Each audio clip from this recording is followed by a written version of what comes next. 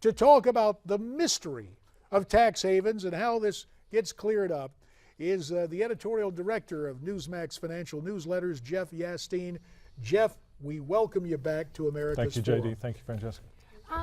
Just to ask, how feasible do you think this latest plan from the OECD is? I think it's very feasible. To me, it's a continuum of what we've already been seeing with other developments. I mean, a couple 3 years ago, we saw where the federal government had gone after several Swiss banks and gotten big settlements out of them, and that was part of this sort of breaking down of historic bank secrecy laws in Switzerland. So to me, this is just sort of one step that we're moving along on. The bigger thing, JD, and it's probably the question you're going to go to next, is Holder and the DOJ as far as prosecuting for the too big to fail U.S. banks and those sorts of things, because they've really been under pressure there. Well, they've been under pressure there, but I take a look at the Swiss. So I almost joked about their neutrality yesterday on another subject, just historically, where Switzerland fits into this.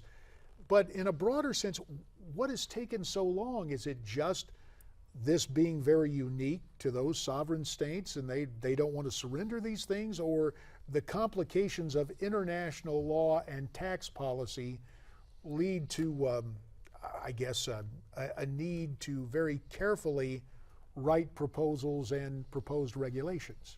I think it's one of those deals where, just like in this country, as soon as you have some sort of an IRS situation where they come out with a ruling, well, of course, then people are going to try to find a way around it. I think that's really, at the end of it, that's all this is. You're seeing efforts by the various groups that are trying to, circumvent, the wire transactions, et cetera, and the government's looking for ways to rein that in.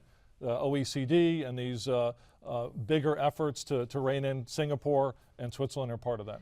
Jeff, would you say that Singapore and Switzerland have succumbed to foreign pressures from governments? Oh, most definitely, most definitely.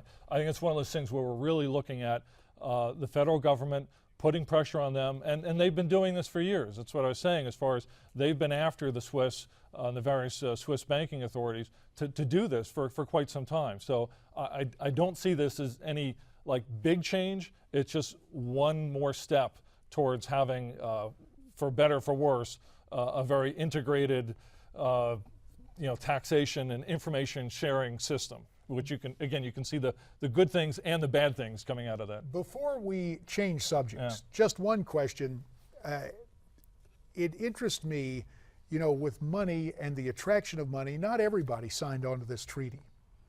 Do you have in your mind any nation that becomes the next tax haven outside of the treaty? Because somebody's surely going to try to take on this revenue in business, are they not? You would think there's 60 nations that have signed on to it. So undoubtedly there's going to be some sort of a small island country of some kind that's going to be looking to do this. But again, the key is how they have to withstand the pressure as well. And no country can really exist unto itself, in the banking system that way. They have to be integrated into it. Otherwise, they become more or less a financial pariah, the same way Iran and Sudan and other places like that are. Eric Holder, being so assertive on this, with the sharing of this information, as sensitive as it is, does this raise new security questions in terms of what we've seen with hackers and consumer accounts in the United States? Could this be written exponentially larger in the framework of this treaty? I suppose that could well be the case. I mean, certainly, I think any hacker, as the hacking community has proven, has been able to access the deepest secrets in any sort of corporate entity and a great many governmental entities. So certainly, that's something that you have to be concerned about as well. Well, now let's turn to another story, and it reminds me of a story I used to hear about as a kid. The Alibaba Group, perhaps the world's largest e-commerce company, opened its books to the public, revealing record profits. This Chinese company's revenue grew at an extraordinary 57% in the first 9 months of the fiscal year 2013 and earned $1.3 billion on $3 billion in revenue, a rise of 110% and 66% respectively versus 2012 levels. Statements made public as the company filed with the Security and Exchange Commission to raise $1 billion here in the United States. Economists are predicting it could well surpass Facebook's $16 billion generated in its IPO of 2012. Now, despite Alibaba having far less revenue than American counterparts like Google, eBay, and Amazon, investors are very excited about how much profit it does earn, especially as those profits have doubled in consecutive years. Jeff, do you think we should all be investing in Alibaba?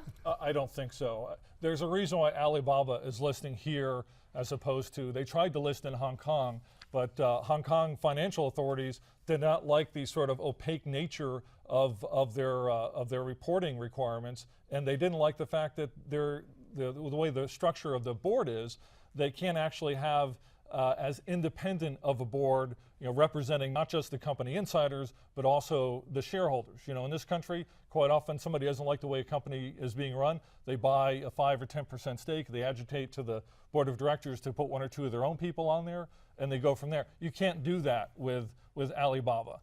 So corporate governance in the West and the United States takes a backseat to the government policy in what is still a communist nation, even though so many free trade enthusiasts say, oh, look at China, they're going into market-based systems.